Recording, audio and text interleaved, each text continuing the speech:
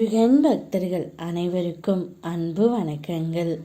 என் அன்பு குழந்தையே, நீ வாழ வேண்டும் என்று ஒருவர் நினைத்து கொண்டு இருக்கின்றார். அதே சமயத்தில் நீ வாழவே கூடாது என்றும் ஒருவர் நினைக்கின்றார். அதை யார் என்று உன்னிடம் தெளிவாக சொல்கின்றேன், கேள் தங்கமே. நீ வாழ வேண்டும் என்று நினைப்பது நான் மட்டுமே. நீ வாழக்கூடாது என்று நினைப்பது நீ நம்பும் மனிதர்கள்தான்.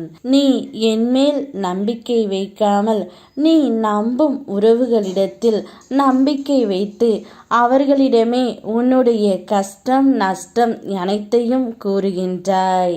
ஆனால் அவர்கள் அனைவரும் நீ சந்தோஷமாக இருப்பதை பார்த்து பொறாமை கொண்டு இருக்கின்றார்கள்.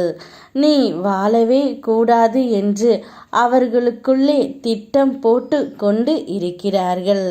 ஆனால் அது உனக்குத்தான் புரியவில்லை தங்கமே. நீ நன்றாக வாழ வேண்டும். என் பிள்ளை கண்ணீரோடு இருப்பதை என்னால் பார்க்க முடியவில்லை. என் பிள்ளை சந்தோஷமாக இருக்க வேண்டும் என்று நினைப்பது நான் மட்டும்தான் தங்கமே. நான் மட்டுமே உனக்கு உண்மையான உறவு. அதை உனக்கு எப்பொழுதுதான் புரிய போகின்றது எனக்கு தெரியவில்லை. தனக்கு மட்டும்தான் கஷ்ட காலம் என்று நினைத்து புலம்பாதே. சற்று சுற்றி பார். ஒவ்வொரு இதயமும் கடலளவு கஷ்டத்தை சுமந்து கொண்டு தான் வாழ்க்கையை முன்னோக்கி நகர்த்துகின்றன.